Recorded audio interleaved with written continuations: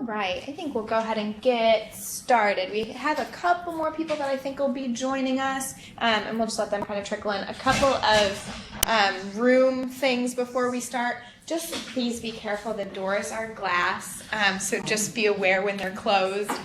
We've had people look down and walk through them, so please just be careful and know that they're back there and that they're closed. The other thing, the bathrooms, if you walk out the room and go right to your left, the bathrooms are right there. Feel free to get up at any point if you want to get up and stretch. If you need to go to the restroom, feel free to excuse yourself. We don't have a break worked in. We'll have a little bit of interactive time, but feel free to take care of what you need to take care of. Okay, so we will get started. Everyone has their lunch. You picked up the slides and the packet from the beginning, the training. And we'll talk about that other sheet with your center name as we get a little bit more into it. So I know most of you, all of you I think, and most of you know me. So I'm Sarah Rothenberg. I am an instructor of pediatrics here at UVMS, and I am the program director for the HALO program. HALO is Healthy Alternatives for Little Ones, if we haven't already drilled that into your heads enough. Kristen Dunn is standing over here, and you probably have had a lot of contact with. She is the program coordinator for HALO. She has been the person running all of the day-to-day logistics and programming, everything having to do with HALO. Miss Kristen is going to be leaving us this week to pursue her PhD at ODU, so we're very, very excited for her and also slightly heartbroken, but our very capable and wonderful project staff, Tiara Langley, she's the coordinator for a different program right now, so Tiara will step into the role of HALO program coordinator. So Tiara will be your new point of contact. Some of you have dealt with Tiara with different programs, with the Healthy Kids program. So moving forward, kind of after this training, Tiara will be your new contact, and obviously me, I haven't gone anywhere. Okay, so without further ado, I wanted to just let everyone in the room introduce themselves. I want this training to be as interactive as possible, so if you have questions, if you want to share things between your centers, feel free to have some discussion during the training. But I just wanted to start, tell us your name, what site you're at, what center you are, where you're located, and what your role is at the center. Let's start with you, Ms. White. Of course. My name is Ariana. I teach at Hampton University's Child Development Center, and obviously that's on Hampton University's campus, and I teach pre-K, so I teach their 3.5 to 5-year-olds. So I get them ready for kindergarten, and then I send them off. Awesome. And I'm Tiara Langley, as Sarah introduced. I am currently on the Healthy Kids project and program, which encourages preschool to adopt best practices for nutrition and physical activity, but I'll be transitioning to HALO. So nice to meet you all. Nice to meet you. I'm Shaniqua Como. I'm called Shay, makes it easier for the kids and everyone else. But I'm at Learn From Me Academy, the Mount Trashmore site, teacher of preschool, the older 3s and 4s. Greetings, hello. I'm Naveen Fortune. I'm the program director of the Preschool Academy at Norfolk State University. Oh, what's a Norfolk State? Sorry, I'm late. So I literally had to squeeze through the band, to get to the parking lot to exit campus. So I hope I didn't hold anyone up. No, not at all. Hello, I am Tiki Perkins. I am from Children's Harbor. We have a couple of locations, but I'm from the Chesapeake one, and I am the senior director there. Luz Maria Behad, director with Children's Learning Paradise. We're right off Laskin Road, and we're by the middle school. Miss T. I'm at Children's Learning Paradise as well, and I work with the 3, 4, and 5-year-olds. Thank you. It's cool to have you guys all here because I've gotten to see your centers and see you in your classrooms, and I know you by like Miss Shay and Miss White and Miss T, and so it's nice to hear you in your full capacity too.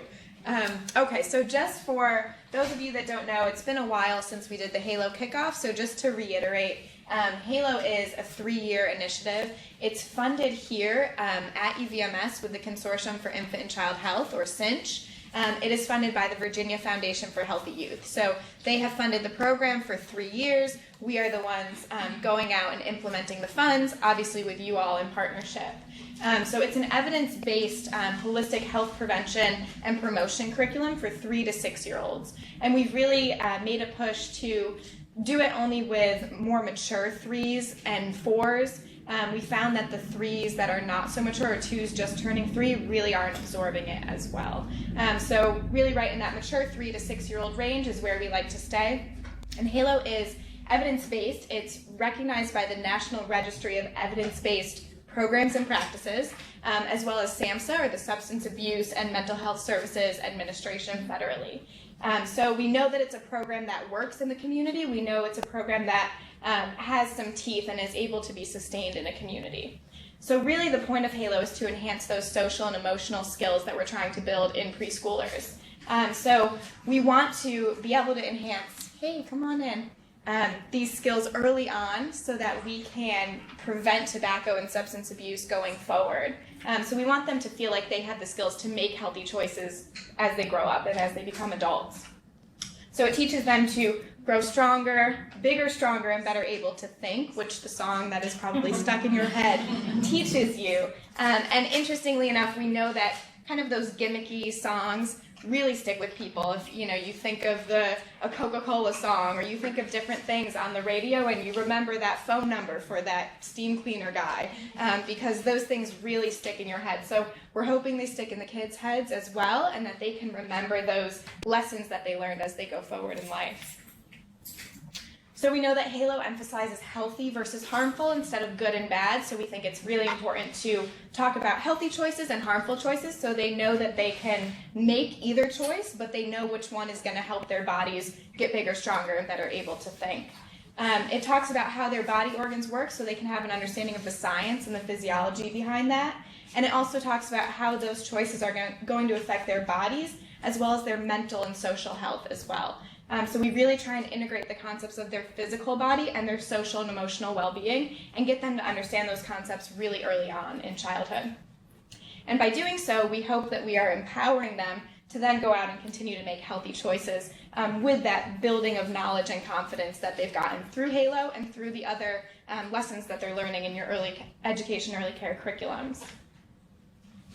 So the CINCH program specifically, so HALO is a nationally recognized program. We are implementing it here at CINCH. It is designed to be sustainable and have more long-lasting impacts. So we are pairing the direct education with the kids with some policy initiatives and policy changes, which some of you have noticed probably at your center. So we have different representatives from different cohorts in this room. So some from the very beginning of HALO when we started last September, and some of you who are just finishing the summer cohort, or the third cohort of HALO. So those of you that started the first one, you've gone all the way through the policy changes. So you presumably potentially have written policy in place that makes your center a tobacco-free area. We've put up signage at your center, if we were able to do so, that says we're a tobacco-free site, young lungs at play. So you are really creating policy changes that are going to cue the people around you to say, this is an area that promotes health. This is a health-focused environment, and it's not a place where I should be smoking. We don't want the children exposed to any sort of tobacco here in this area. So it really just kind of helps to elevate your center in this healthy promotion area. So in addition to the policy piece, we're obviously doing staff trainings like this. We did a tobacco training, which is online and you're able to view at any point. And then the center assessment, which informs where we need to go in terms of your policy. So we do a pre-assessment. What policies do you have in place? What posters, educational materials, trainings? And then we try and fill in those gaps where we can, creating recommendations, and then ultimately doing a post-assessment at the end to see, okay, how many changes actually took hold? What did we actually affect here? We try and provide as many resources, signage, posters, educational materials along the way as we possibly can, and as you can. I will kick it to Kristen, and she will go through the HALO kit, what exactly comes in it, and how it works for each of the lessons. Yeah, so this is our lovely little HALO kit that we just got delivered recently for you all. So inside each of the kit, the biggest thing is your curriculum kit. This has the one-stop shop for all of the lessons, activities, parent letters, all the information, background materials as well that you will need to successfully be able to implement HALO. So you'll see the lesson, it goes over a focus, the overview, the objective, gives you specific points to talk about throughout the lesson, and then also activities that are recommended. There's 2 activities usually recommended for each lesson, and then there's additional activities at the end of each lesson that you can incorporate throughout the week in your classrooms as well. So teachers, hopefully you'll enjoy this, having extra lesson plans to supplement throughout the week. So this is the main thing from the curriculum. The next thing is, let's see what's on my thing, the Bonita Bunny's Guide to Assessment. So these, you've seen us come bring these in and read the short story with them. We'll talk more about this later, but the short story is all right here for you in this book. Next, we have the healthy and harmful recognition cards.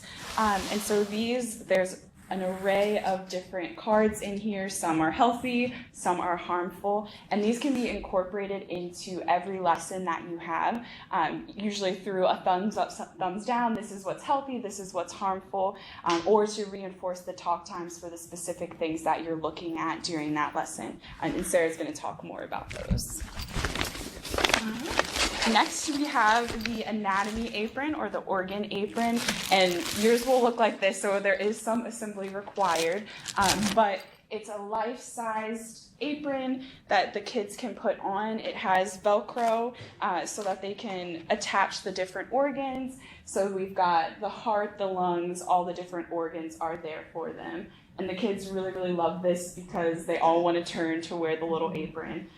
So that can be a great resource for you as well. The next thing is a little feeling spinner, which I actually already took out. So it has happy, mad, sad, and scared on it, and we'll talk about this in a few minutes when we're talking about those specific lessons. You also get a stethoscope. The kids really like this as well, but it's part of the lessons and the activities when you get to it. And they can listen for their heartbeat, listen for their lungs. The younger kids have a harder time finding those things, but it is there for them to help learn. You'll also get a CD with the Halo music on it, so if there's a CD player that you can use, all the songs are on there. So the Healthy Makes Us Bigger song that the kids remember, it's on there as well. And there's a lot more songs that you maybe haven't heard but can be incorporated, and the program guide would tell you which songs go with which of the lessons. And then you'll also get a packet of certificates that say the certificate of there's not going to be enough for all of your kids in these lessons. I think they come with 25, but there are ways for you to be able to print more of these and create one for each of the children.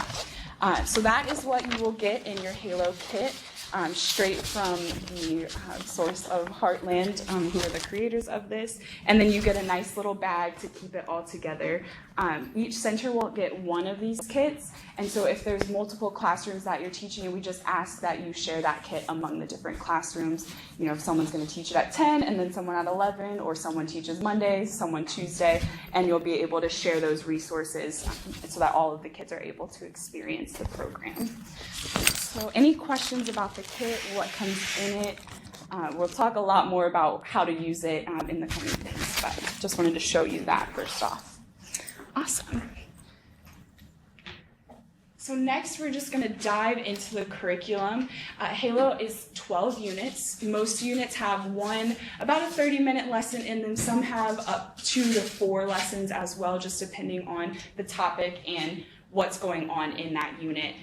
Most of the time, you can get Halo done in about 30 minutes, but there's additional activities that can be reinforced throughout the week. So if you teach Halo on Monday, maybe do an activity on Wednesday and make sure that you're tying it back to what you've done on Monday so that the kids are making that connection that this is what we talked about in Halo and this activity goes with what we were talking about.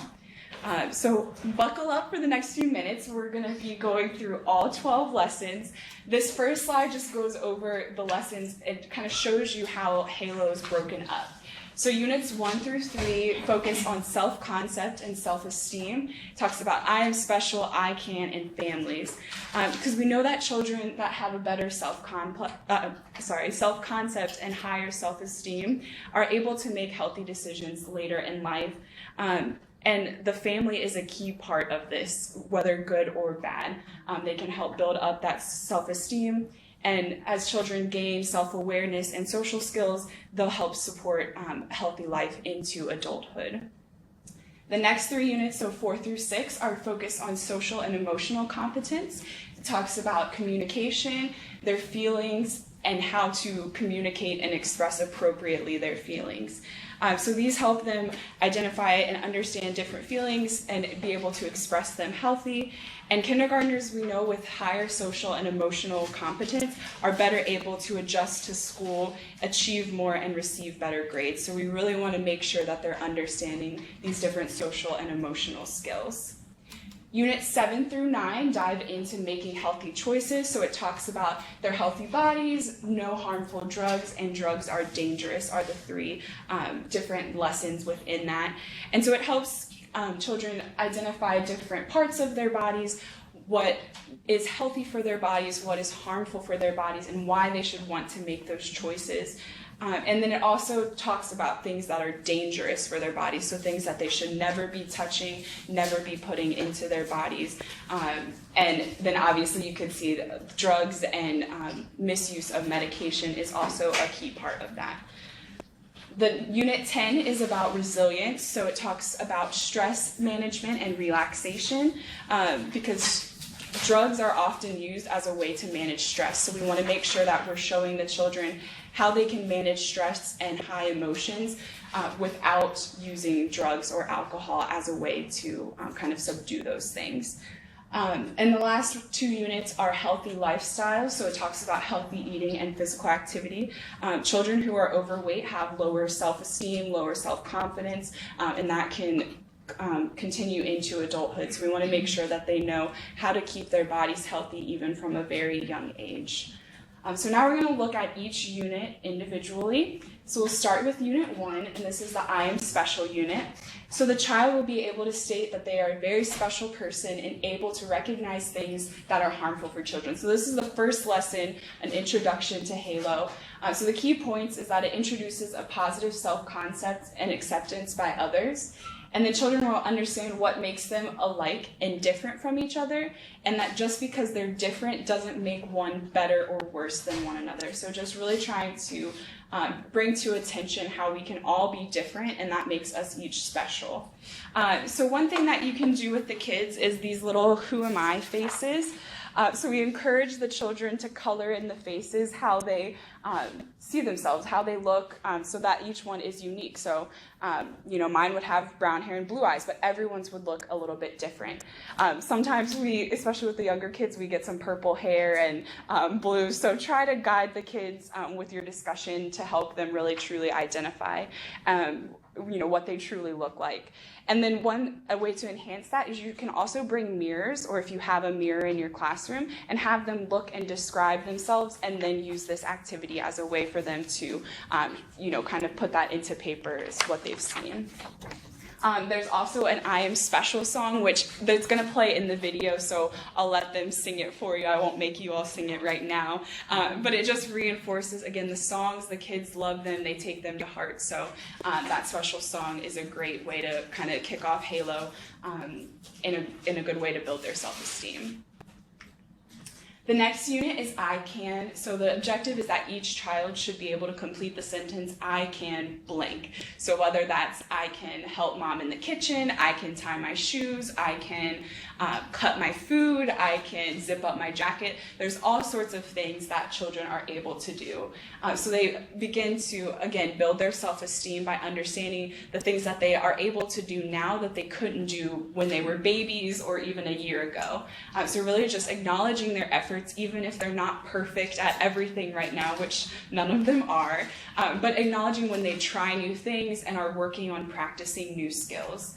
Because lower self-esteem is linked with lower ability to learn, and those who have higher self-esteem are more willing to try new activities. So we want to be encouraging them to grow and develop even at a very young age. So one of the activities we like to use is the I Can book. So for the older kids, allowing them to draw a picture of something that they can do. And for the younger kids, maybe having a few different drawings of things that they can do that they can color, because sometimes they end up with know what they're trying to communicate to them. And then you can write the sentence, I can, whatever it is. So if it's ride a bike, I can roller skate, I can dance, you can fill in those sentences for them and help. And then you can put that into a nice little book and have that in your classroom for parents to come see or for kids to look at after the fact. So that's a great way to kind of bring it all together. And then I like to read that book to them at least one other time throughout. And then the kids get to see, you know, Aiden can do this, and they get excited to see their picture and the thing that they can do. So it's a good way to bring that all together. Another thing is the I Can bingo. In the book, it comes in a 4x4 square, and instead of bingo, it's ICAN, so I can. But one thing we've done is we've modified it, and so we made it into a little 3x3, just can bingo instead of I can. So this is a way that you can modify it, especially if you have a bigger class or a younger class especially, just so that their attention span and focus can last. It's a little bit easier with only 3x3 than the 4x4, and especially if they've never played bingo before, having a little bit smaller of a board can help. So there are ways for you to modify it and make it work for your classroom. Okay. Unit 3 is about family, so each child will be able to identify the members of their family, both the ones that are right there in their home and then also their extended family, and also to understand their value, what they bring to their family. So what we try to teach them is some families are big, some families are small, but I love my family most of all. And so just like the first unit, every family looks a little bit different. No two families are exactly the same.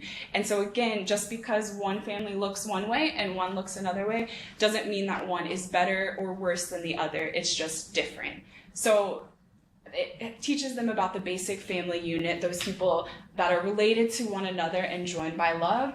And parents and other caregivers, they're the first people that kids are being molded by. Their language, their mannerisms, these things are often taught by their parents. So families are important and they remain important in a child's life. So just trying to help the children realize what they bring to their families and also things that they're learning from their families as well. One thing we've done with the kids, this is not in the Halo book, but we created little popsicle stick families of the people that are in their house. And so this gives you a good time. Some of you probably know the kids better in some circumstances, but for us coming in on the outside, it gave us a chance to talk to each child. Who lives in your house? Do you have a mom? Do you have a sister? Do you have a dog? And the kids got to tell us about the families that were living at their house. And then we would encourage them to color their house, you know, something that looks like their house, and if they an activity that they like to do with their family. So this one can be kind of a progressive activity. You start with the people in the house, you color the house, and then you can talk about the different activities. So that is one of the things for family. And then another thing is the treasures from the past. And we would have loved to do this if we had a little bit more time, but if children are able to bring in something that's special or important from their family or their family's legacy, and it could be a great way to bring in different cultures, to see different backgrounds of where children are coming from, and can really bring some interesting conversations as well as you incorporate that. But you'll definitely need some parent involvement on that one, but I think it is really important to see all the different families and what makes them unique. Yeah. Unit 4 is about communication. So each child will be able to listen while others are talking and tell about an activity or an experience and then following directions.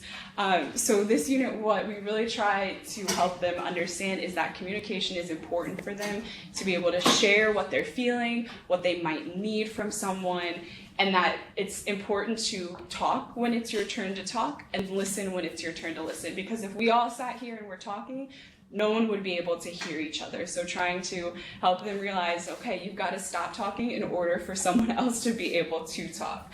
So one way that we did that was with these little telephones. And the kids, they don't really understand the landlines anymore because everyone has a cell phone, so the phones are no longer connected like this.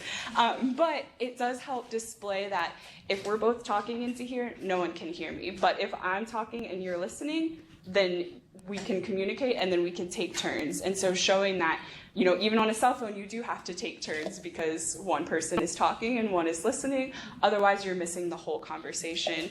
And if no one's talking, then you're just listening and sitting there in silence. So this is a good way for the kids to practice. You can have them talk about their day, something they did over the weekend. There's lots of different ways for you to incorporate this activity. Or you could have them play a game where they tell someone something that's healthy and they have to repeat it back or something. So this is just a good way to show them one person talks, one person listens, and that's how we communicate. The other activity is a pass it on is what they call it. I called it telephone growing up, but where they sit in a circle and they pass along a message. So you start saying apples are healthy and they pass it along and see what you end up with. One thing that we had that happened with this is there was always someone that would mess it up on purpose. So if you said the blue elephant did something, then all of a sudden you have the polka dotted kangaroo just for fun. So try to just, incorporate it, encourage them to pass it on in some way, shape, or form, to try to show that you have to be careful to listen, and if you miss something, then the message can get messed up at the end, and there's going to be a misunderstanding there. So that's communication, which sets up nicely into the next ones, which are feelings, because communicating feelings is an important thing for the children to learn to be able to do that appropriately. So there's 4 feelings that Halo talks about. So they split them up into Unit 5 and Unit 6. So Unit 5 focuses on happiness and sadness, and Unit 6 is mad and scared. And they each have their own kind of a mini lesson in there for each of the emotions. So 2 and 2 is how it's traditionally split up. What we've done is we've combined them. So it's still split up in your book, but we've generally taught them all at one time. So we talk about happiness, sadness, anger, and scared. So then we introduce each of those feelings, and then we used the 2 weeks to kind of reinforce them. So the first week we talked about all the different feelings, what it looks like to be angry, what it feels like to be sad, practicing the expressions on their face. So show me your angry face. They really like to do that. And just help them learn about what that might feel like. So you might feel overwhelmed with sadness or overwhelmed with anger and not know what to do. But these are some things that you can do, is really what the lesson is teaching. And then what we would do, so that would be week 5, we would usually do that. And then the next week, we would come back, review all of the things that you talk about, but then incorporate some of the different body parts into it as well. So you can talk about how the heart might race when you're angry because you're just so upset. Or your lungs, you might start breathing heavily if you get really sad because you're starting to cry, so you're going to start heaving, so you can incorporate the lungs that way. And then the brain is their boss. And so your brain is what tells you to smile when you see a cat or a dog that you love. It tells you to smile, or it tells you to be sad if someone does something to hurt your feelings. So incorporating that, the brain is in charge of all of these different emotions and the way that you communicate them, whether good or bad. So what we've done with those is we have created these little paper plates that have the inside out characters on them. So you have happy is joy, there's sadness, there's mad or anger, and then there's scared, which I don't know if he has a name, but the kids generally have all seen this movie, so they get really excited about seeing the different characters, and it's a good way for them to connect what they've seen in the movie to what's in real life. But we've used these plates in a lot of different ways. Sometimes I would hand them out and say, okay, tell me about a time. If you got the mad plate, tell me about a time that you were mad. What has made you angry? Or tell me about a time that made you happy. And then as you progress, you can say, okay, so what did you do when you were angry? Did you stomp your feet, or did you take a few deep breaths? And try to help them to realize appropriate ways to handle their anger. And these can be good conversation starters as to what makes us feel this way. And especially with the sadness and the mad, sometimes those are kind of mixed emotions. So one child might say, oh, that made me sad, and another one might say angry, and they can both be right. So helping them realize that sometimes you feel different ways in the same situation as well. You can also use this little feeling spinner, which is what was included in your kit. So you can have the kids spin it. This one's kind of wonky because I'm holding it, but they can, show you, again, the same things with the plates, talk about what makes them scared, talk about what makes them angry, but this just kind of randomizes the whole process for them. And so that can be incorporated in lots of ways as well. Okay, so we're about halfway through, so we'll just keep on trucking. Unit 7 is about, I didn't go all the way. Unit 7 is about healthy bodies and healthy choices. So this is the unit that really begins introducing the different organs. And so there's actually 4 lessons in this one. But like I said before, sometimes we would use the brain lesson as part of the week before when talking about the feelings. So it'll make more sense when you have the curriculum book in front of you when you see these different lessons. But you can do what's best for your center in regards to that. So this apron is our kind of the star of this unit. So it talks about all of the different organs that they have there. So we've got your heart, your lungs, let's see if I can put it together real fast, your liver, let's see, stomach, intestines are there, and then the kidneys go on the back. So it just shows all of their little life size, so you can have a kid stand up there with this and practice it. So the first time you show it, you want to make sure that you're talking about each of the organs in depth, and the curriculum goes through how to explain those. We've also created little brains. These are not in your kits, but it's just a little felt and a small headband, and so the kids can put that right on their heads and remind them that the brain is their boss of their body. So there's a few different things that you can do to help them to kind of make these connections. So, wanting to share that their heart is about the size of their fist. And yes, it does look like this, not like the little heart shape that they're all used to. They're usually surprised the first time they see it. But it's about the size of their fist, and it's beating in their chest. It goes faster if they get really excited or they're running around, and it can slow down when they're really calm. The lungs, you can use a little balloon. Let's see if I can blow this up. So when I breathe in, my lungs fill up like a balloon, and when I breathe out, they go down and they're not full of air anymore. So showing them what that really looks like for their lungs, because they can see their chest moving up and down, but sometimes the balloon just helps them to see it a little bit better. The other thing is the liver and kidney. So the liver and kidney they help clean the body. So the liver helps clean the blood, and then the kidneys help clean like the drinks and things that you're consuming. So one way that you can show them is, I have modified it here, but you can have 2 separate containers with clean sponges to start, one with plain water and one with colored water. And so when you put a plain sponge in plain water, it comes back out looking exactly the same. So that's our liver and kidneys in a healthy body. So they can see, okay, there's not changing, it's good, it's able to do its job well.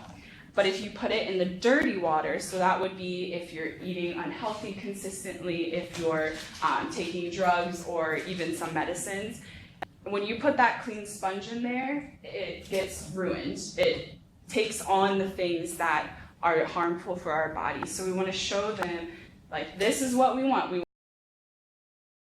Can happen if you're doing things that are harmful. So that again just helps them to see it. You can have each kid have a different sponge and play around with that, or just show them as like a little demonstration, kind of like I'm doing now. But that helps just get those concepts in their heads. The last one on this is little crackers to show the stomach. So usually when we eat crackers, when we chew them, we get them broken up a little bit. And then we're able to swallow, and they go into our stomach. So then we have our stomach have a little bit of juice in there, so we'll just pour some water right in there. And then our stomach helps us to digest, so that's what it's squishing around, all the different food that we put into it. So they really like to see this. It gets a little gross, but it helps them to see what happens in the stomach. They'll help remember that it's digesting, it's squishing it up your food. And this doesn't really look like the crackers I ate anymore, but this is what's happening to our food. So it's going down and getting squished. There's lots of juices in there, and that's called digestion. So they can see that firsthand, the digestion piece. So those are different ways to it does help them learn to understand the different concepts of them. And then we like to use this organ apron pretty much every lesson here on out as a way to reinforce the different and say, talk about the heart, talk about the lungs, just quickly, what does your brain do? Okay, it's the boss, good job. Where does it go? Puts it on their head. Where do your intestines do? Great, put it on there. So you can use it. We also have, I'll like lay the different pieces down, face down, and have them come pick one up randomly. They usually can tell what they're picking up beforehand because they're all different looking. But you would be surprised at how much they enjoy this apron and how much they truly do learn from that repetition and continual practice of it. So the goal is that as they understand how their bodies work and what the different parts of their bodies are, that they'll want to keep those healthy. And so from here on out, that kind of is what the main focus is on, is how to keep the body that we have healthy and make good choices so that we can be our best self and grow bigger and stronger and better able to think. So those are lots of the organ demonstrations, and that's usually part of Unit 7. About healthy choices and no harmful drugs. So children identify that drinking alcohol, smoking, or using drugs is harmful for their body, and that they should say no to these harmful things, and that they don't need drugs or alcohol to feel silly or to have fun. So the key points in this lesson are that they should be able to differentiate between healthy and harmful substances, and that drugs and alcohol are always harmful for children, even if adults might say that it makes them feel good or makes them feel relaxed or silly sometimes.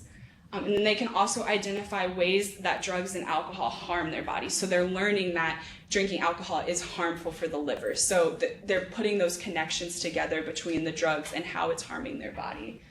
So one thing you can do in this is have the organ hokey pokey. It's in your book, but you can put the heart in, the lungs in, the brain in and out. And it only has a few of them in there, but you can make up some, like the kidneys I don't think are in there, but you could put 2 fists behind your back and have them put that in as well. So just be creative with it.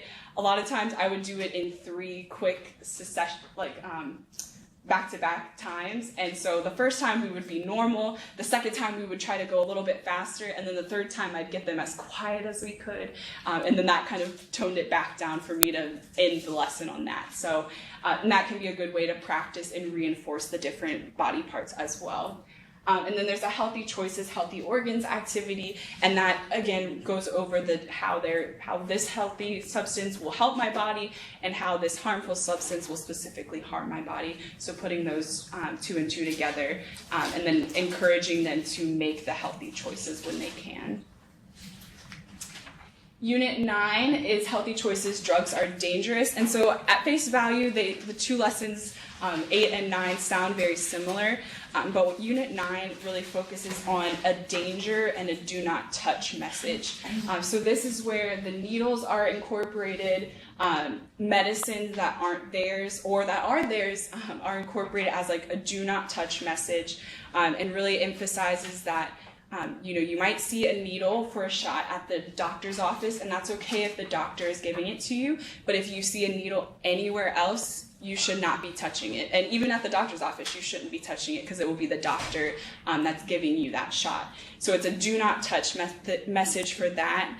And also medicine. So medicine can be healthy if you have some sort of sickness and you need it, but your parent or doctor or teacher, in y'all's case, will give that to them in the appropriate amount. They don't need to drink the whole bottle of cough medicine. That won't help them get healthy faster.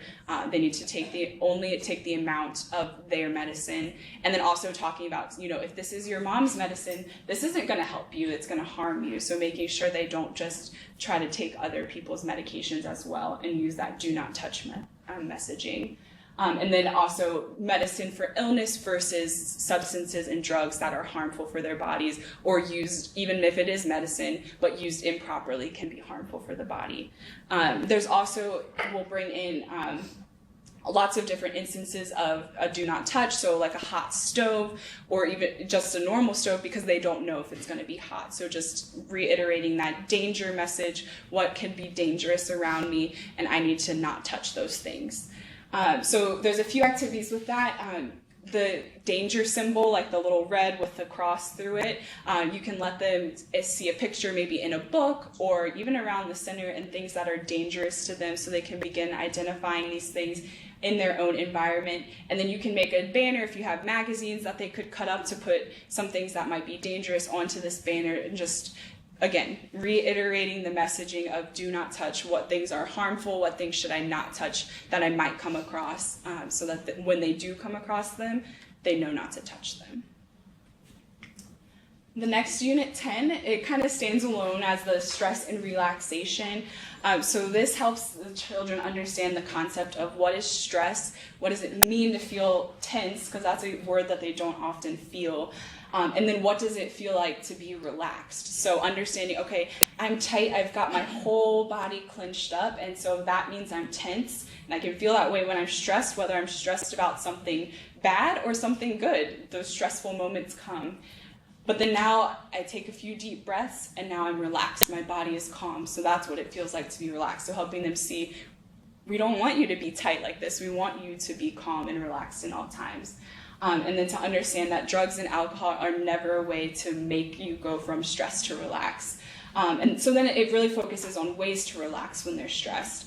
So you can use, there's a go to sleep toes activity. So that's kind of a mindfulness activity where they lay on the ground, and one body part at a time you can go and go to sleep toes, and then you say go to sleep ankles. So they're kind of loosening each body part one at a time until they're really calm and relaxed, hopefully, at the very end. You can also incorporate yoga. I know the other Learn With Me that I was at, they already knew the yoga poses before I did.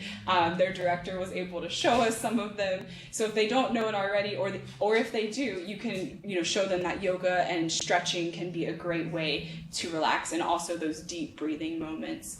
One thing that I like to do was this little starfish method. So your starfish has 5 points, just like your finger has 5, or you have 5 fingers on your hand. So you can use this. So you take your other hand, put it right at the middle, and then you're going to take 5 deep breaths. So when you breathe in, you go down your thumb, and you breathe out, you come back to the middle, and you breathe in and out 5 times. And it just helps them, it's very calming and relaxing. It kind of tickles them a little bit, but that helps them to so you can use that as like, go do your starfish, and if kids are upset or sad, that can help calm them down as well. So we really want this to be a way that kids can realize that they can calm down in the moment in your classroom or at home when things might not be going their way, to really bring them back down to relax. So incorporate things that you already have at your center. I know one of my centers, in the first cohort, they had a smell the flowers and blow out the candle was their way of taking deep breaths. So if you already have something like that, make sure that you're using that in this lesson so that the kids are making the connection between Halo and some of these stress management techniques you've been using in your classrooms already. Okay, the second to last unit is the healthy lifestyles focused on healthy eating. So this is when children will be able to identify healthy foods and how they affect the body, and is choosing healthy foods. So the key points are that different foods help fuel the body in different ways. So my lettuce helps fuel me in different ways than the chicken does. And so showing that we need to have variety and balance in our diets for our bodies to be healthy. And that certain foods are not helpful to the body. Like if we eat cheeseburgers and french fries for every meal, that's not going to be healthy for our body. So things with too much sugar and fat, we want to avoid those things as well. So you can use like a go food, slow food thing. So you can use that in a variety of ways. One of our teachers last cohort, she had them do a little bit of a dance party. So if she said something that was healthy, the kids got to dance really, really fast. And if it was harmful, then they had to slow down like they were a slow food. So there's lots of different ways you could have them come here to there. They could run for the go foods and slow down for the slow foods, and get across the room with several different food examples. You can also use the My Plate placemats. So this is in the back of your teacher resources sheet that you picked up over there. So it has the different breakdown of what a plate should look like, and how much fruit, how much vegetables, how much grain, protein, and dairy. So showing them this plate and what their plate should look like when they make their meals, and then practicing, okay, what could go in the protein? Could I have some eggs or some beans? It doesn't always have to be meat that they're eating. And then some examples of vegetables, green beans, peas, broccoli, those different types of things. So help them to practice making a healthy plate and a balanced plate that has all these different food groups on it. Then this cohort, we added a Very Hungry Caterpillar book.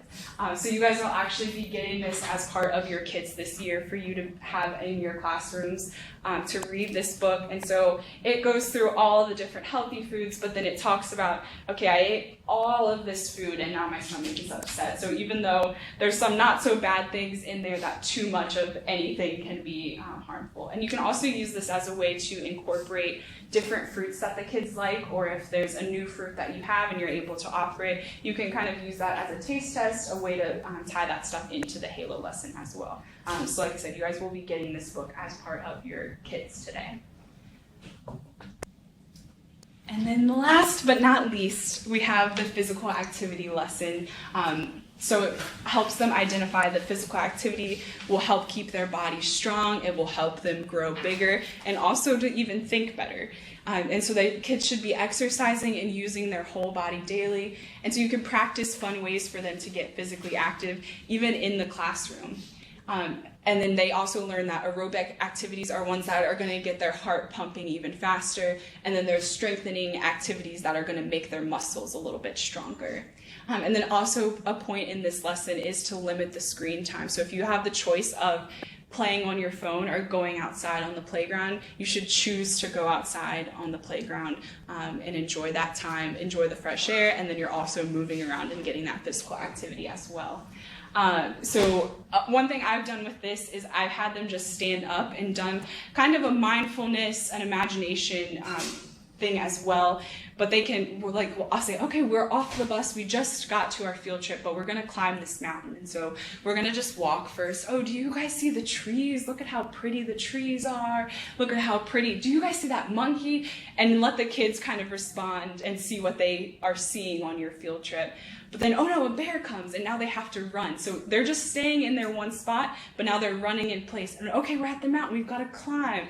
And so even just climbing up in a short 3-minute thing, they're heavy breathing, their heart is pounding at the very end. So they don't need any extra space for that. They can just run, climb back down, run back to the bus, and then we safely made it home. So they get to have all of those different things in there, and just see how I don't need anything but as much space as is right around me.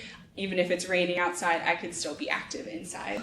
And then the other thing is the Cat in the Hat book. This is called Oh, the Things You Can Do That Are Good for You. You're also going to get one of these per classroom for your centers as well. And we found this, and it was just a great resource. It ties up the Halo lessons beautifully. It talks about how each kid is special. It talks about how they can get moving each day, whether that's skateboarding or playing catch. They talk about feelings and how it's okay that some people feel angry and some people feel sad, and we all feel those things at times, and that's okay, but it's important to talk to someone about it. So pretty much everything that I've just talked about in those 12 units of Halo is wrapped up in this nice little book. So we'll be giving you guys this as part of your kits today, so that you can read this and incorporate and show the Halo, reinforce those Halo lessons, even if you're not directly talking about it. The kids can pick it up and read it as well. So that is all 12 lessons. We made it through that portion. Are there any questions about anything that I talked about so far? I know it was a lot of but if there's any questions, be glad to address them, or any concerns about any of them.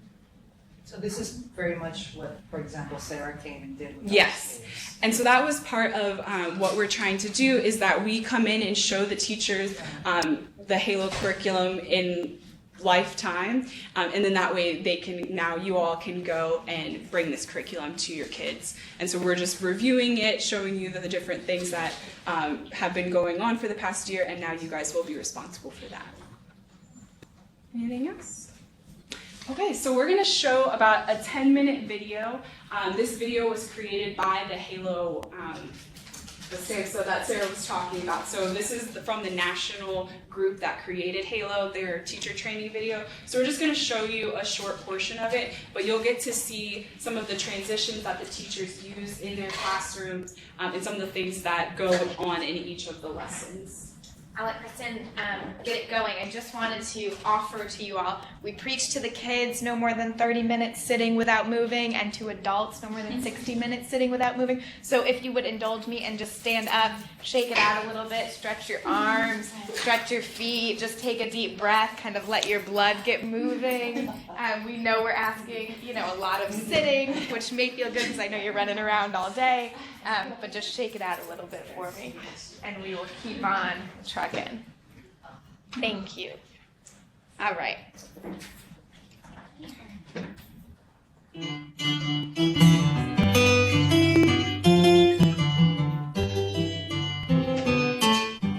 Halo was designed to be taught in any childcare setting with children ages 3 to 6 years old. The units should be taught consecutively throughout the Halo cycle. A Halo cycle starts with Unit 1 and finishes with Unit 12, and includes all of the lessons and activities for each unit, as well as the completion of any of the reporting forms that you will need. There is no required time frame to complete a Halo cycle. I encourage you to determine the timeline based on the pace best suited for you and your children. Some units may take more time than others, and you may want to incorporate even more activities in some lessons. It is important, however, that you schedule a devoted time for Halo. Don't wait too long between Halo times, or the children might not remember the previous discussions. A good balance is to address one lesson each week. If you find that your children need more time, adjust appropriately. On the same note, if your children are grasping concepts quickly, you may be able to cover even 2 lessons in 1 week. Before you move on to the next unit, review the learning objectives and be sure that the children are able to complete them. Doing so will help ensure that the students are ready for the next lesson. Next, we'll look at the Halo Learning Unit format in your program guide. We know that children learn best through repetition. This has been incorporated into Halo through the format of the lesson. Each lesson is made up of 4 sections. Always begin with Getting Started and end with Wrap It Up. The Getting Started section incorporates the Halo Music CD, finger plays, and the Halo Reminder. This section helps to transition the children from their previous activity to Halo. Getting Started is followed by Talk Time, a discussion about the topic of the unit. Make sure to involve and engage all of the children during the discussion. Ask questions and encourage their responses. Following that is a list of activities, which can be found after each lesson. The START activities are required as they are essential in reinforcing the objectives of the unit. The instructions and the materials for the activities can be found immediately following the lessons pages. Be sure to make the discussion and the activities fun and relevant to the ages of the children you're teaching. If the children are not cooperating with the discussion or the activities, be flexible and wrap up the lesson for the day. Come back and pick up the rest of the topic another day when the children are more engaged. Halo is meant to be fun. If the children are not engaged, they won't have fun and they will not enjoy Halo time. Finally, Wrap It Up serves as the lesson's closing section. A simple review of the concept taught, reviewing the healthy versus harmful recognition pictures, and the Halo Reminder close the lesson. Let's take just a moment to talk about the Halo Reminder and the healthy versus harmful recognition pictures. The Halo Reminder is a simple, fun, and interactive way to learn what Halo means. It engages the children in learning about health. While you are asking the children what each part of Halo means, remember to do the actions. You must serve as the enthusiastic role model for the children. I'd like to Kathy. She is the Halo teacher at Jenny's House Daycare in Council Bluffs, Iowa. She has invited us into her classroom to watch her teach Halo. Let's watch as she does the Halo Reminder. And what's Halo? And what's healthy? Choices! It makes you bigger, stronger, and better able to think. And what are alternatives? Choices. And what kind of choices do we want you to make? And who are the little ones? That's right. The healthy versus harmful recognition pictures are used in the Wrap It Up section of the lesson. I encourage you to be creative when you use these pictures to help reinforce the concepts of healthy and harmful. Pictures include physical activity, foods, safety items, and drugs and alcohol. Remember, Halo focuses on the activities and the choices of the children. For instance, tobacco and alcohol are harmful for children, but adults may make decisions differently. Don't try to use all of the pictures during each lesson. Use about 5 or 6, and then rotate in some new ones as the children become more familiar with them. Please remember, though, to use the words healthy and harmful. It's very easy to substitute other words like good, bad, or even unhealthy. Halo works very hard to have a consistent message using the terms healthy and harmful, and those are the words that we use throughout the curriculum. This also helps you to explain some of the pictures that might be a little confusing when you use other words. As you look through the pictures, there may be some that are a little bit concerning. For instance, the needle.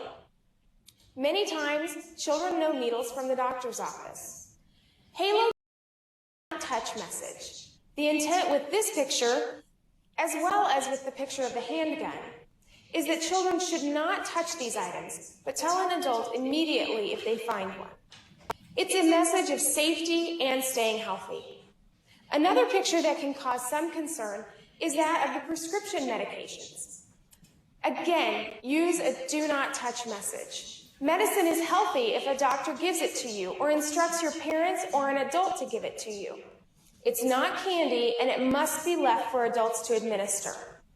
These pictures, as well as some others, offer an opportunity to enhance the lesson by including further discussion or inviting other people into the lesson, such as doctors, nurses, police officers, or any others. We're going to talk about these things towards the end, so we'll just let it.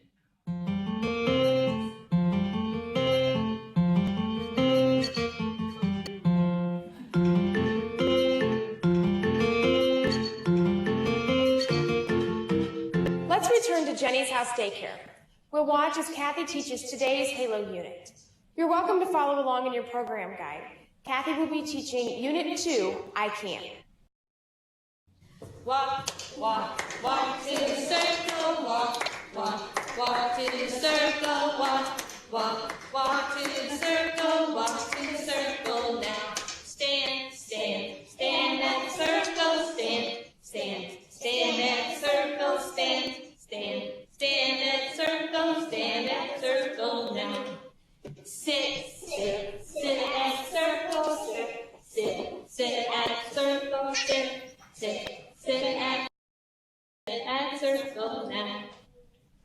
Friends, friends, 1, 2, 3. All my friends are here with me. You're my friend. You're my friend.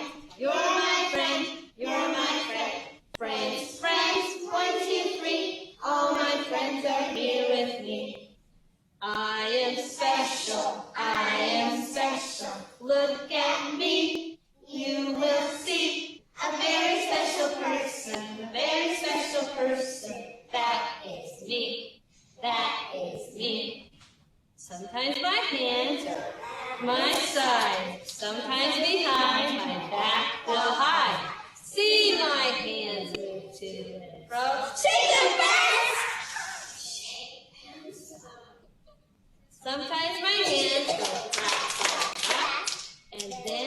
put them in my lap.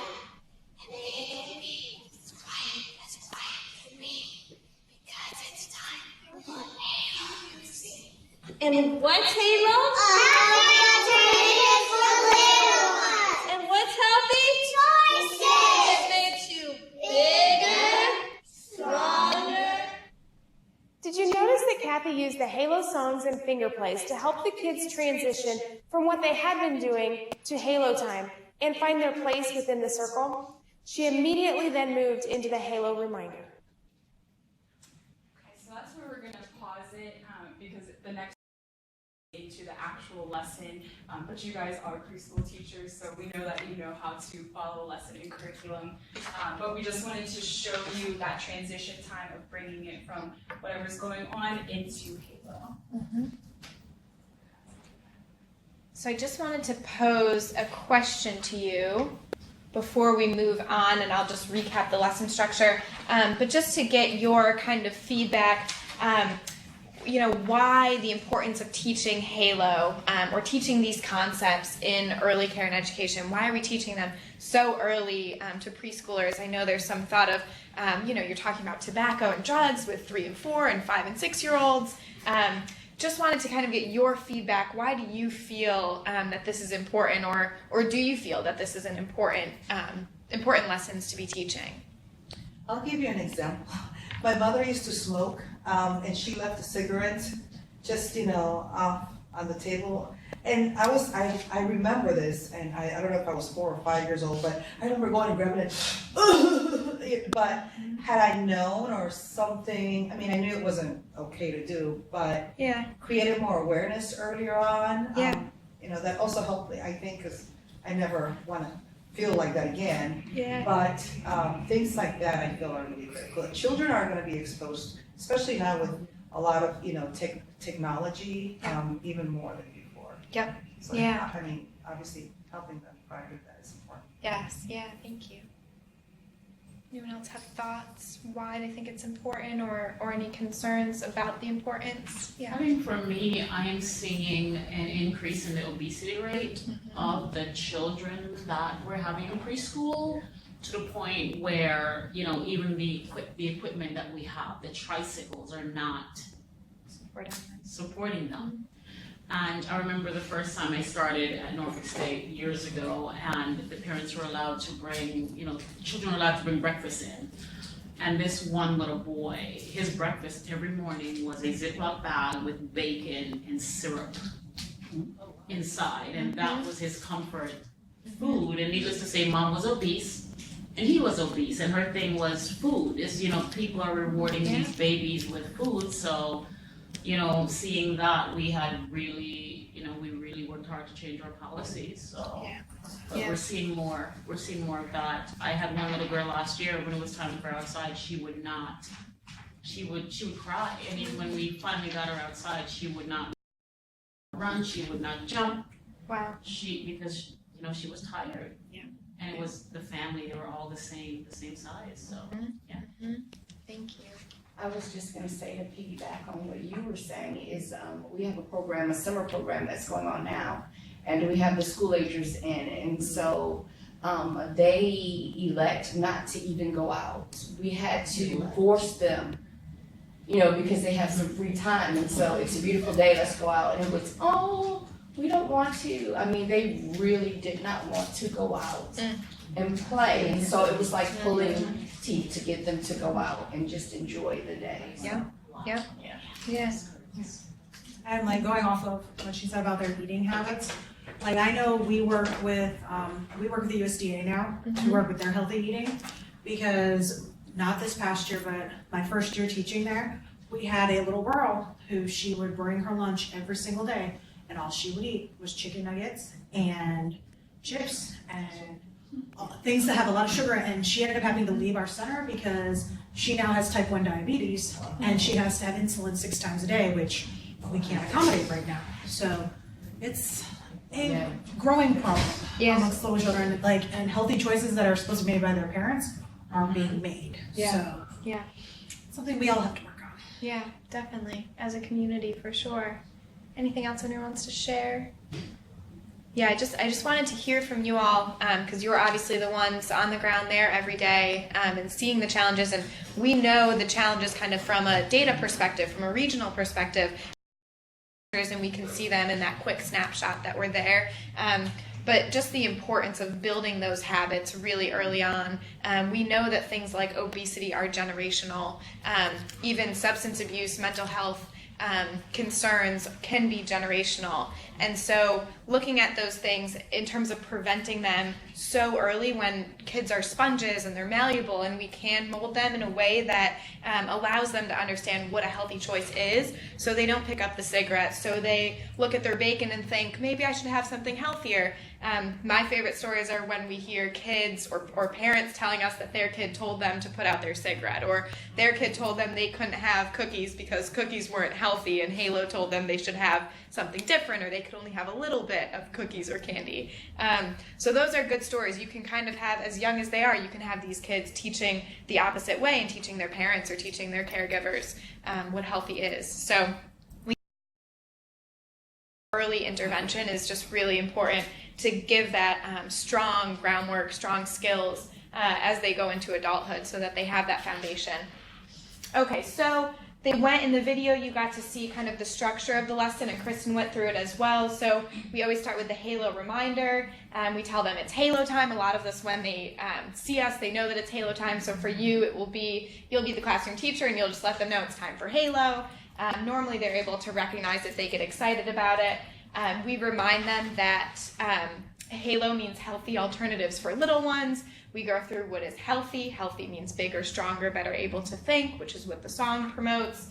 Alternatives is choices. The little ones are them. We say you're bigger than you were when you were babies. You can do more things, but you're still not adults. So you're in this middle, so you're still the little ones. Then we have some talk time. We talk about what we're going to discuss for the day, whether it's stress or healthy eating. We have a little bit of conversation. We ask them some questions. I really like to make sure that Halo is didactic and also interactive. So the kids, they're 3 to 6 years old, so they don't have capacity to sit there for too long and just be talked to. So we, as much as we can, try and make sure we get them up and moving, even during talk time, if there's any opportunity for, interaction, for raising their hands and contributing, for moving, kind of splitting sides of the room or doing some partner activities, just any way you can get them to engage so that they're not just sitting, fidgeting, touching one another.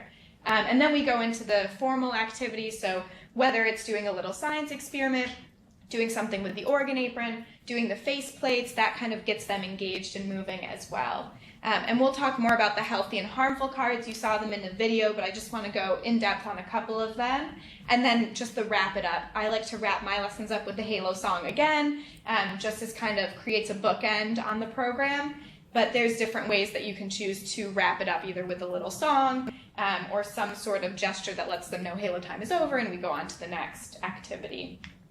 I have a really quick question. Yeah. You would send emails with additional information for parents? Yes. Is that included also? Yes, so Kristen will talk about that. We've compiled a Google Drive for you all, which let us know if you cannot access it. But that way, or if you have trouble with Google at your center, but this way it's all online and it's by lesson, so you just click the lesson. There's the parent resources, the activity sheets for you if there's anything electronic we could put. There's best practices, what we learned while we were teaching, so it should be all right there by week, by lesson for you. But again, Kristen will show it to you and let you take a look. So again, just to reiterate the Halo reminder, healthy, bigger, stronger, better able to think. Alternatives is choices. The little ones are us. They're the children. Okay, so the healthy versus harmful cards. These are really good because they are an activity and they also help reinforce the lessons that we're talking about. So as the video said, there's a big stack of these cards and you don't want to go through all of them. With the older group, one time I think I did a rapid fire on our last day and had them go through all of them. But that's the only time. Otherwise, 5 or 6, a few more if you like, and just a mixture of different cards. And I just want to stress the importance of using cards that are appropriate for the lesson. So the first lesson, you're probably not going to pull out the needle, the shot, because we haven't really discussed it. They're not sure, is it healthy, is it harmful? But something like apples and oranges, we hope is a little bit easier to identify as healthy or harmful. So I'll play a little game with you all and let you see some of the easy ones that we might use. And then just ways to incorporate all discussion. So if you are showing them candy and we say healthy or harmful and they say harmful, you can say, what is something we can have instead of candy? What's an alternative to candy? Maybe something that tastes sweet but that isn't candy. And maybe it's a banana or a small orange or something like that that has a sweetness but it isn't candy. So getting them to understand that there's choices that they can make. And as we go through some of these cards, we have interesting responses to some of them. So again, I want to go in depth on a few of them to get you to see some of the responses that you might hear. And just remembering also that adults and children are going to make different choices. And so a lot of the kids will tell us, well, my mom does X, or my dad smokes, or my mom drinks wine. We hear that quite a bit. And so being able to address that effectively and say, well, we know that for us, as little ones, for our bodies, alcohol is always harmful. Wine is always harmful. Or, well, we have cookies.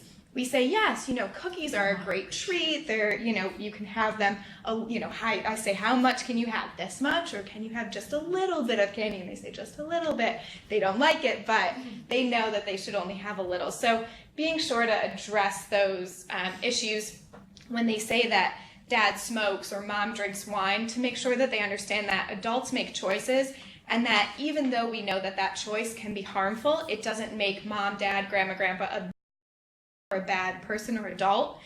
It just means that they're making a choice that we're not going to make. We know that that choice is harmful, but that doesn't make them love us less or make them a bad person. So let's talk a little bit, and again, because they like it, doesn't make it healthy. That sticks with the candy. So let's just go through a couple of the cards, and I want, if you'll indulge me, to just get you moving a little bit. So if it's healthy, could you stand up? And if it's harmful, sit back down. And we'll just make you move just for a minute. And this is what I do with the kids. Sometimes I make them go to different sides of the room. Sometimes I make them dance. Again, they have energy they like to get out. Okay, so first card. Healthy, good. Next card. Beer, harmful. Smoking, harmful, good. Healthy, good. Drinking water and physical activity, super healthy. Painting, good. Activity, stress relief, healthy. Candy, yeah, all different candy, harmful, good. Sit down, Misty. Sit down. Soda, harmful, good. I'm glad no one is standing up. Two more. Playing basketball with maybe a dad or an adult, healthy, awesome. And last one. Harmful wine for children. That's right. And that is where we get a lot of my mommy does it, my daddy does it, and we say, for children, can we have even a little bit of wine? No. Right? Yes. So we say adults can make those choices. Children, it's really harmful to our bodies. Okay, so I just want to make sure that we talk about some of these cards to note, as we call them. So, challenged us to think about some of the things that we're showing them. So this is juice. So some of our children have said juice is harmful. Juice is not healthy. We say if it's 100% fruit juice, which is likely what you're getting at your center, that juice can be healthy. We can't drink juice all the time because it does have a lot of sugar, but it also has some vitamins and minerals that are good for us. So if your kids are not so sure about juice, we've let kids give us a middle on juice, that it's kind of a so-so. So we don't force them into healthy or harmful on this one. Another one, milk. Milk is pretty undeniably healthy. We get some comments about chocolate milk and flavored milk. So those milks with sugar are not that healthy. White milk is very healthy, good for our bones, good for our development. You do have some kids that might be lactose intolerant and they say it's not healthy. Sure, in those very specific instances, you can have almond milk or a milk alternative.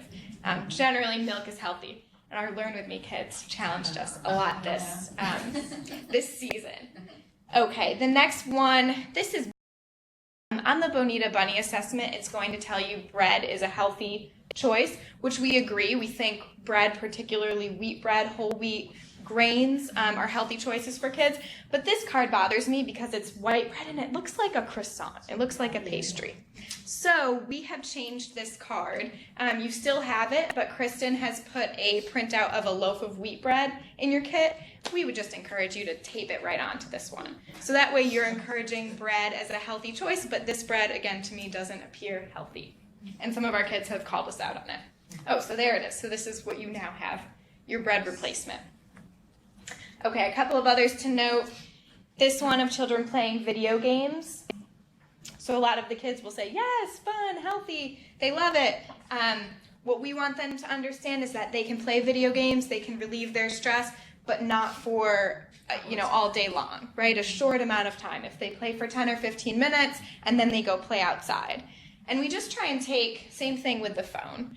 What I try and do is I try and take it to the extreme. So what happens if you play video games or you play on your phone all day long and you do nothing else, you don't go outside, you just keep playing? And then they're kind of like, well, I don't know what that would be like. And you say to them, you're not getting any physical activity, you're not eating any healthy food, it's not good for your body. And then they start to get it once you've brought it to that extreme level.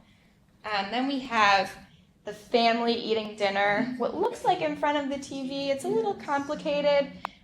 So this one, again, gets a little complicated with the kids.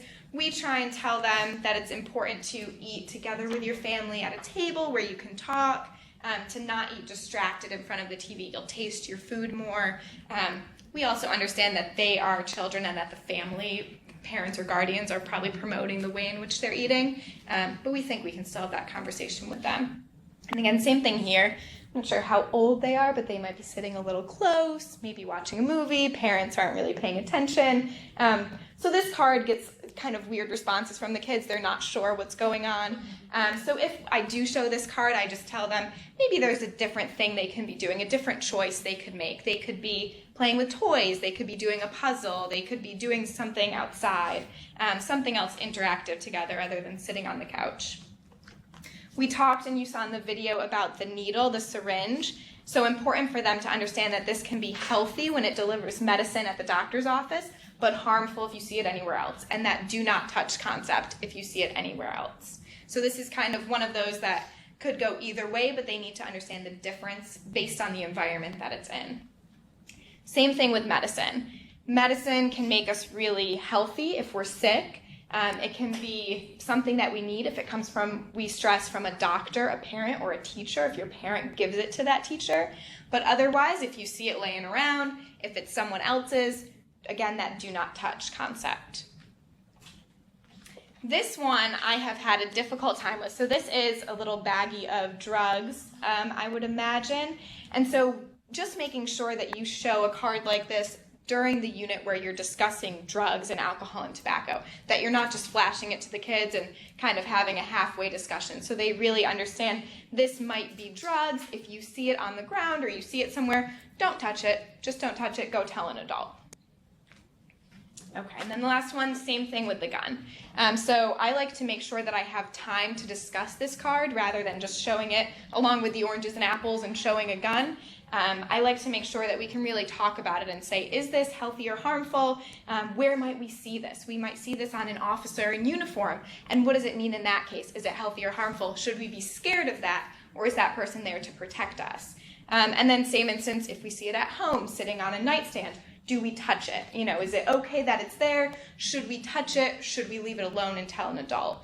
So understanding when it can be helpful and healthy and when it can be very harmful, and in any case, never to touch it. But I think the gun deserves a little bit of discussion.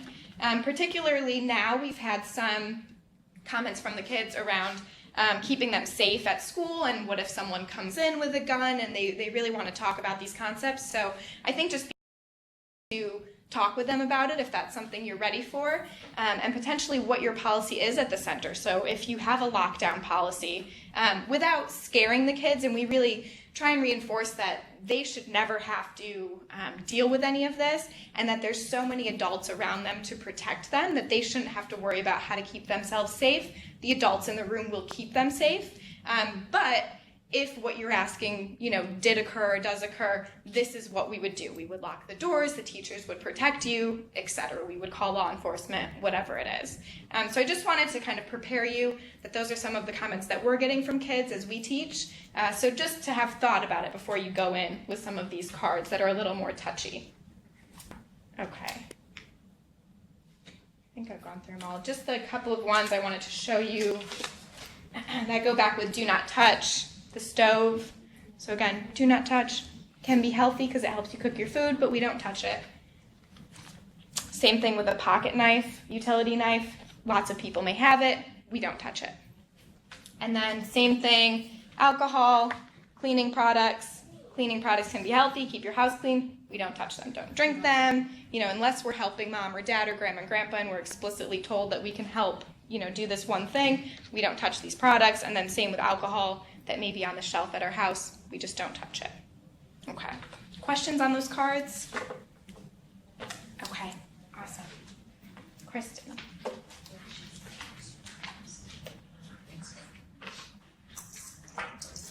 Alrighty, so we are going to now start talking about the Bonita Bunny assessments. So I showed you the little booklet beforehand, and you guys will get one of these in your curriculum kits. But this is how we get the data for Halo. So it helps us to understand where the kids are and what they've learned throughout Halo. So this assessment takes about 10 minutes to do. It asks questions along the way that are directly related to Halo. So I just opened to a page and it's asking about whether they feel happy, mad, or scared. So going back to those feelings, it asks them questions about which are the healthy foods, which are the healthy drinks, what can the bunny do to relax, can we show the bunny the different organs in their body. So all of these things that are in the different units come up in this one assessment book. So children complete a pre-assessment before Halo begins and should complete a post-assessment after so that we can compare the knowledge gain that they've had throughout the program. So each child should have a chance to take the Bonita Bunny assessment for the pre and the post. We know that on certain days, not all of the kids are there, but we do need at least 75% of the children in each of your classes to be completing the assessment before and after the Halo implementation. So for those of you who have been our year one sites that we came in last year and taught, we will help you complete the pre and post assessment. So just give Tiara a call or Sarah a call about the time that you're ready to start Halo. They'll come in the week before with either themselves or with their volunteers to get through all of the kids and help you facilitate those activities. But for the independent sites, you guys will be responsible for getting those 75% of that Bonita Bunny data and then sharing that with us as well. So for the pre and the post, just be in contact with Tiara and Sarah about when you might need volunteers to come in. And then the assessments can be done while you're teaching whatever lesson is going on, while the kids are playing outside. Whatever's going on, the assessments can be happening at that time. So we just wanted to share our data. This is fresh off the press because we just finished our post-assessments on Thursday with our third cycle of centers. So this is an overview of what we've seen over the past year. So you can see here the assessment and the blue is the post-assessment, so broken down by the age of the classroom. So the younger threes there, you see there was 23 pre's, 27 posts, but you can see all of the different ages of the classrooms there. So we had the most in that 3 to 4 range, and then also the kindergarten age as well. So we did about 200, a little under 250 pre-assessments, just over 200 post-assessments over the past year. So this is the data overview for all classes and all ages. So all the children that were in Halo this year, we see the pre-assessment here, so you can see the total. They knew about 44.5 or 0.6% before they started Halo. The post you can see here, they ended with about 73%. of all of the information in the Halo assessment, and then the difference there is just under 30%. So we broke it down by the general Halo knowledge, the healthy lifestyles, the feelings, the body organs, stress and relaxation, and then healthy choices. And so you can see the change from the pre to the post, and that difference is in that third column. So you'll see this table over the next broken down by the age groups. So first up is our 3-year-olds. So these were the youngest kids. They were just turning 3 or had just turned 3 when we were coming into their lessons. So you see they had about, I lost my clicker, there we go. So they started with about 25%, ended at about 44%, and that difference is just under 19%. So like Sarah talked about at the beginning, this group saw the least amount of improvement. And it might be that some of the topics were just a little too abstract for them, but they would probably benefit from the next year, the next cycle of Halo, learning more and being able to build on the knowledge that they did get. But they are learning. They still had a 20% difference, which we're really excited about. So they are understanding those things. And especially the Halo knowledge and the organs, they really knew a lot more at the end than they did at the beginning. Next are our 3 to 4-year-olds, so the older 3s that had just turned 4 as well. So they were our second youngest group. So they started with about 38% of their pre-assessment, ended at 67%, and they hit about 29% of improvement over the course of Halo. So like the 3s, they had the biggest increase in their body organs and their general Halo knowledge as well. So this next one is for the 3 to 5-year-olds, so that's where they had a mixture of kids that were 3 to 5. So they started out with about 41%, and they ended at 78% with about a 37%, almost 40% increase in knowledge over that course. So they showed the most improvement in their body organs again, and their healthy lifestyles as well. The next up is our pre-K, so they're that 4 to 5 age range. They started with about 47%, ended at about 80%, and just over 30% increased difference. And so we're really happy to see how well they did, especially at this bottom one, the healthy choices. They had about 96% of those talking about the do not touch and the danger, and the drugs and alcohol questions that are in the book. They had about 96% correct in that. So we're really excited to see how well they're doing in these areas.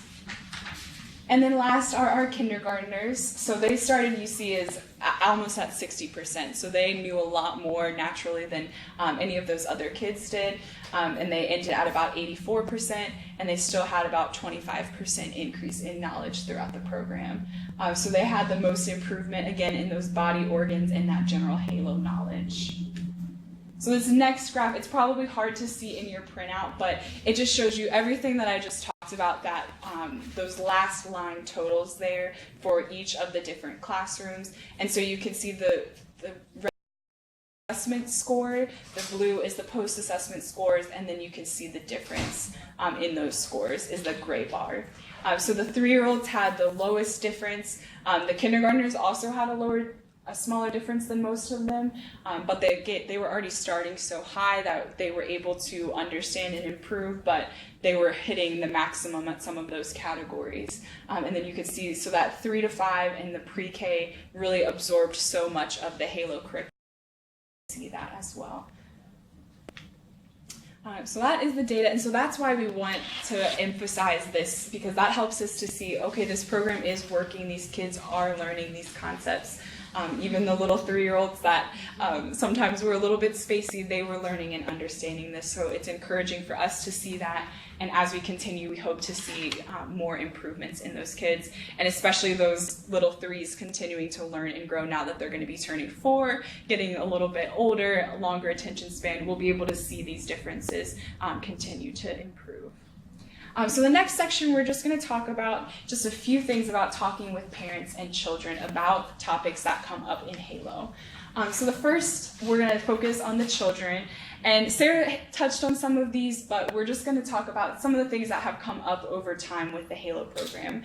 So the first one is, but I love chips and cookies and candy. And yes, we know that you do love all of those things, but just because you like something does not make it healthy. Just because you don't like something does not make it harmful. So anytime that you can, reinforcing that liking and healthy are not the same thing.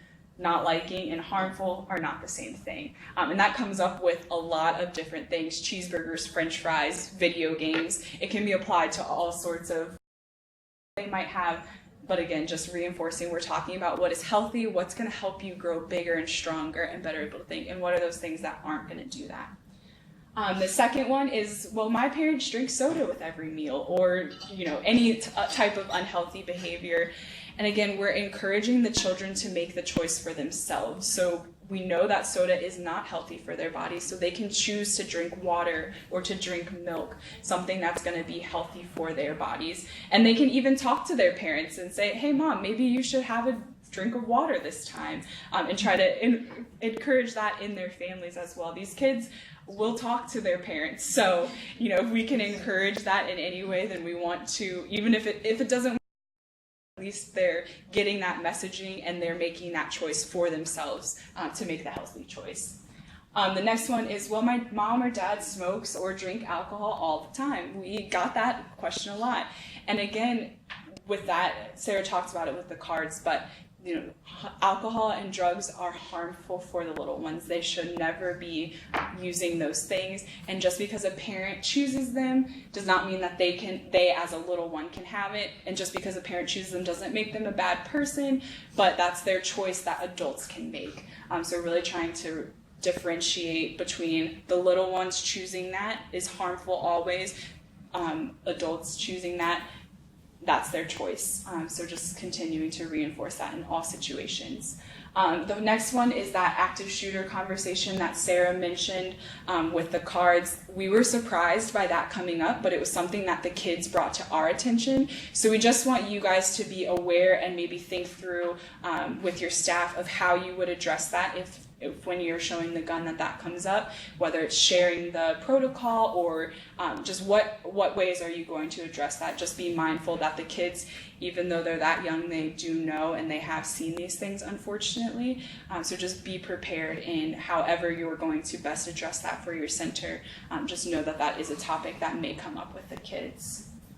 5 and 6, we just want to encourage you to incorporate HALO into your classroom management. So when you're looking at conflict resolution, see how you might be able to either show what you're doing in your classroom when you're talking about it during a HALO talk time, or vice versa, a strategy they learned in HALO, incorporate that into your classroom with the conflict resolution.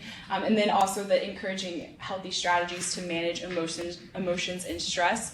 So if you already have a calm down technique, make sure you're showing that with the kids during the HALO lesson so they're able to make things you've already been teaching them and they've been learning with the HALO concepts that you're bringing to them, so that they all go together and reinforce and help them grow physically and emotionally and socially as well. So next is talking with adults about tobacco use. So this does come up naturally as part of HALO because we are showing them these things. And so a child might tell you, oh, well, my mom smokes all the time. Or you might smell a parent coming in that smells like tobacco.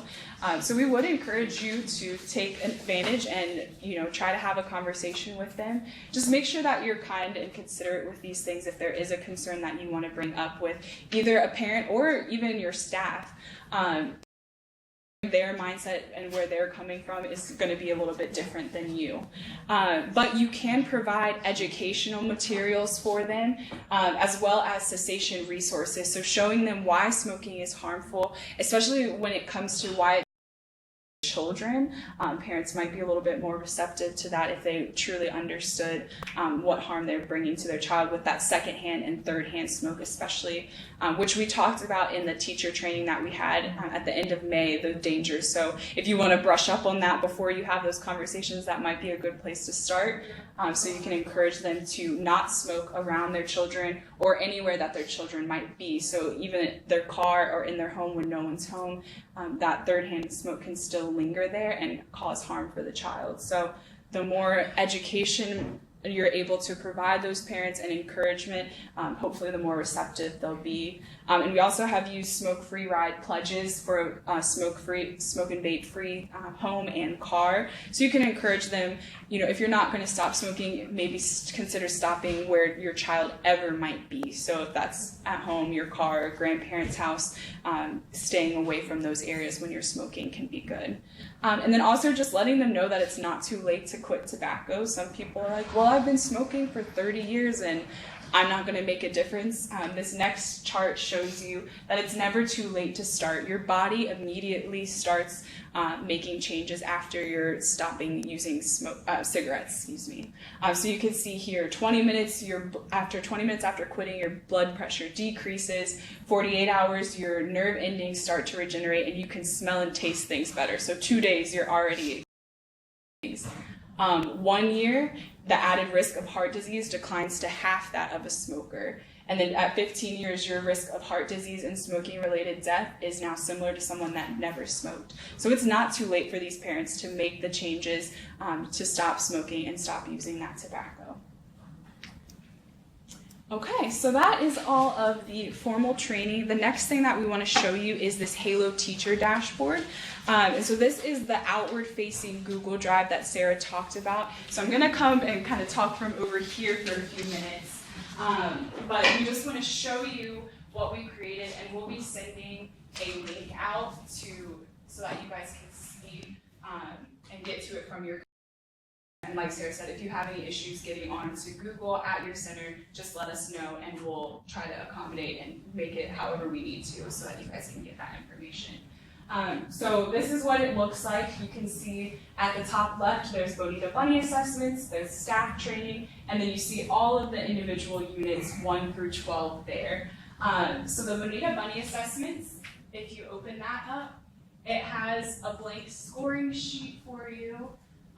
It has a copy of the Bonita Bunny guide if you needed like a electronic version when you're doing your assessments there. And then it also has an introduction letter that should be sent home to parents introducing Halo. So that's the Bonita Bunny assessments. You also have a staff training, so you can go back to the Halo tobacco training from May, and then there's the slide deck as well. So you can watch the video and use the slides from here. And that's where we talked about the secondhand and third-hand smoke, so you can revisit that if you'd like more information or would like to train new staff that are coming on with that. Then the rest of it is pretty straightforward. So you see the units that are there. You can open one up and it will have the files that are related. So these are the additional activities there. So they're in your book, but we made them electronic, so if you need to print out copies, it can be a little bit easier than having to pull out the book copies for your staff. So those are there, and then you also have resources to send home to parents. So we had a volunteer who created these little sheets. They're one for every other lesson, and so it just talks about, this is what we talked about in Halo, and this is what you can use at home to reinforce the lesson. So she tried to pick some of the activities that needed a little less resources and materials so that hopefully any and all families are able to incorporate them in their homes. So those are there, as well as any materials that are needed for that. Then there's also the parent letter in English, and then there's also a Spanish parent letter as well for any who might have Spanish-speaking families at their centers. So the unit looks the same, but it should be pretty much a one-stop shop for anything that you need. The resources that we were sending home with you all via electronics, they will be in here as well. Let me see if I can find a unit that has some, just so you can see. Yeah, so the families unit has a lot because a lot of our partners that we're working with are child And so it has to do with families, so we put them in this category. So there's some boosting in the back seat, about using booster seats and car safety for the children, as well as some sleep tight information about putting the baby alone back in their crib when they're sleeping. So those different materials that we sent home with you all during the first year are here and able to be sent home during that unit with the resources for the parents. So does that make sense? You'll definitely see it, but it's pretty straightforward. We tried to have what you might need in your classroom and then what you can send home to your parents. And this is something that can be updated, so as TR takes over, if there's more information, even if we didn't send it home with you year one, we can add it in there and you will have it for your parents and be up to date with that for the next year. One thing that we're working on finalizing, but it's in here for now, is this best practices document. And this can be edited by anyone, so right now it's all compiled into all of the units are in one, but we're gonna break it down so that each unit, it will be in its assigned folder with the best practice. So it just goes over some of the things that we learned. It has some of the activities that I mentioned that are not exactly from the book, but that we used and really helped reinforce the Halo lesson, so that you're able to see that and go back to it as a teacher. And then if you want to add anything, like you tried something and it worked great and it wasn't necessarily in the book, you can share that, and this Google Drive will be updated for everyone. They can all see what's improving and what's going well, and then also any weaknesses. If at Children's Learning Paradise you did it in the fall and you had trouble with one of the units, you could type it in there. And then if Children's Harbor did it in the spring, they can look at it and say, oh, they had issues with that. I was thinking about doing it, but I might modify it now that I know that that part didn't go so well. So we'll just try to continue to make improvements. And this way you guys can learn from each other and what you're doing that's going well and not so well in some cases. So right now it's a very long document with all of the different units in it, but like I said, we're gonna break them down, and so they'll be in each unit. You'll have a best practices guide right there in front of you to just give you ideas and information that feel free to update with what worked well at your center and what maybe didn't, so that you guys can continue to learn and adapt to the kids that you're teaching. So that's all for the dashboard. We'll send out that link. And that is the end of what we have. But we just want to know, do you guys have any questions concerning, now that you've seen everything that we have to offer you today? Are there any hesitations? Are you excited? Just try to get your feedback going forward. It's nice to be able to have everything, and then the kids, that's awesome, so. Good. Aligns well with what you were trying to also do in terms of healthy and feelings and more social and emotional, so. Yeah, good. Do you have any, do you feel confident in your ability to teach the curriculum in your centers with your students? Okay. This is kind of our way of the way we, like Kristen said, organize the program, our way of going in and teaching the first time to kind of try and model, and then allowing you all as the experts and the ones that know your kids best to then take it and run with it. We provide you the materials, and we sit here kind of as a backbone if you ever need us. Give us a call. We'll come out to you. We'll talk to you on the phone, whatever you need. If you're missing materials or if you're having trouble with the units, but to really allow you all as the experts in early ed to run with this curriculum. So we so appreciate you taking on the challenge and being here. I would just say maybe to reiterate more of the part of the teachers. I mean, I know they were paying attention, but hey, you're gonna be doing this soon. Yeah. So make sure that you're, really. That they know that from the start. Yeah. Setting that expectation up front, just to, and not just maybe once, but just a reminder, because there's so many things going on that you kind of forget, oh yeah, I will be doing this, so. Yes. That's really good. Yep, that's a great point. Yeah, any other last comments or questions? Okay. And we have kits for you, obviously. We're really excited. We bought kits with our grant, and then we had someone who sits on one of our working groups. Their organization really liked the program, and they bought us a bunch of additional kits. So at first we thought we were going to have people rotate and get them across sites, but we are really excited that we have a kit for everybody now. So the kit is yours. with the expectation that you will implement the HALO program and that you will allow us to come in and help you with the pre and post assessment, or that you'll send us the data from the pre and post for those independent sites. And for the sites that aren't independent, again, we're happy to come in and help you because we know it's a lot of manpower. If you would like to do them on your own, you're more than welcome, but we're also more than happy to come help you with that effort. So again, they're yours, just with the expectation that you'll continue to implement the program with fidelity the way that it should be. And with the kits, there is just a bit of housekeeping on our end from EVMS. So you should have gotten a sheet with your center name, the address, and your phone number. Hopefully they're all right, they should be. But at the very bottom, it's just a confirmation the kit up and you're receiving it, as well as the books. So you should, underneath the kit, you should see the Very Hungry Caterpillar book, and then the Things That Are Good For You book. And those should be one per classroom. So if we taught in one classroom, then you should have one of each. If we taught in 3 classrooms, you should have 3 of each. So just please print your name, sign, and date, just confirming that you are receiving those materials, and they're all already in bags for you. And then we also have a little certificate for you that just says you're certified to teach HALO. It's framed for you, so if you'd like to put that up in your center, because you completed the training and now you guys are ready to go out and to implement this program in the future. Yeah. Will there be any additional follow-up, like 6-month checkup or something like that? Yeah, so we plan to, is it 6 months from now, or I think 6 months from now. So the hope is that after we did it in cohorts. So some of you were this summer, some of you were in September, in the fall. You can implement the program at whatever point in the year. If you want to do it starting in September and kick it off, that's fine. You don't have to wait until the point where we came in to do it.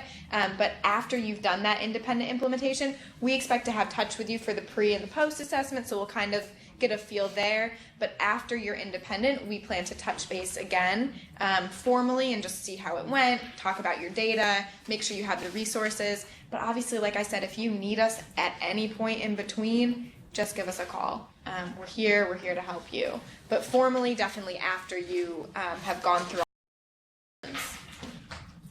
And outside of the formal curriculum, there's also some follow-up with the policy pieces and the materials at your centers, things like that will be happening. So Tiara and Sarah will be in touch about those things as well. Yeah. And you'll notice Tiara's contact information on there also. So you have mine.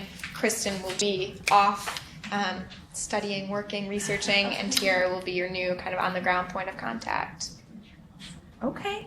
So we will let you all have your time back, and we'll give your kids. Thank you guys for coming out. I know how difficult it is to get away. And so we'll trade you a kit for your science.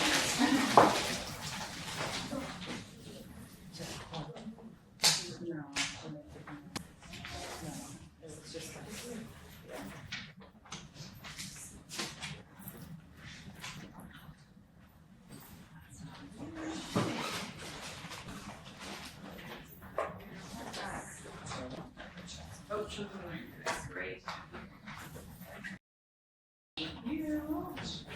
And there's just the frames in the back there, so just finish that. Okay, as a class. Okay. Yeah, snatch it down.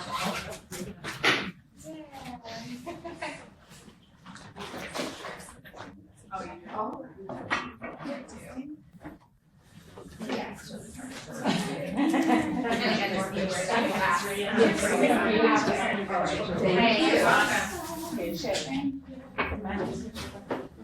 We're excited. And we'll check in with you intermittently because you're kind of dependent on your own week here. Yours for you.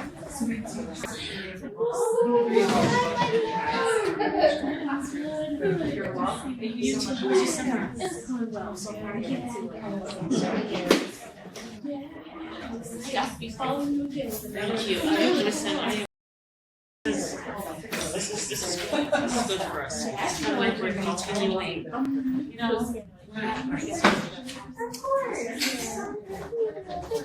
Anytime. No traffic. Possibly. So we're just dodging cars. I'm sorry. It's all I made it. Oh, yeah.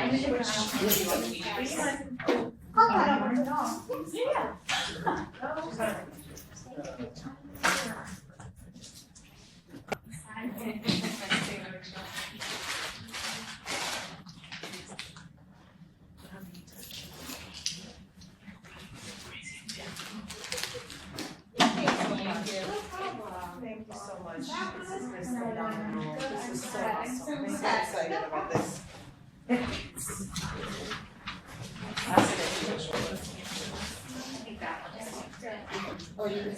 No, that's so that's yeah. So it's good to.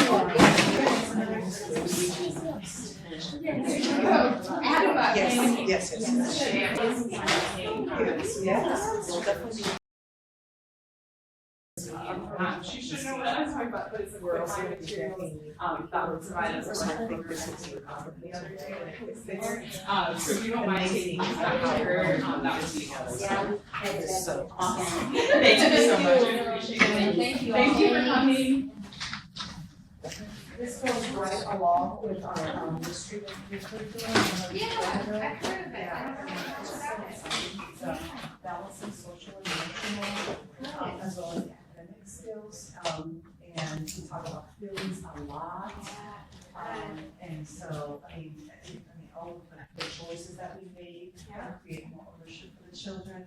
So this is so perfect. Glad it all So kind of ties perfect. in. Good. You know, that's Yes. really the direction that That is everything so in Really Care is awesome. going now. Is like, are these kids Yeah. ready for kindergarten Yes. and ready for life? Exactly. And how do we prepare them to Yeah. be? You know, is it ABCs and 1, 2, 3s, or is it like Exactly. effectively deal with your emotions and show those things? That's so awesome. Probably. Yeah. Yes, you guys have it double duties. Does I teach house spells? And those will go It's very to like a lot of the healthy choices and then the social emotional feelings, everything all melts together very well. every angle they can get it from, I think is good. Exactly. I think I'm going crazy.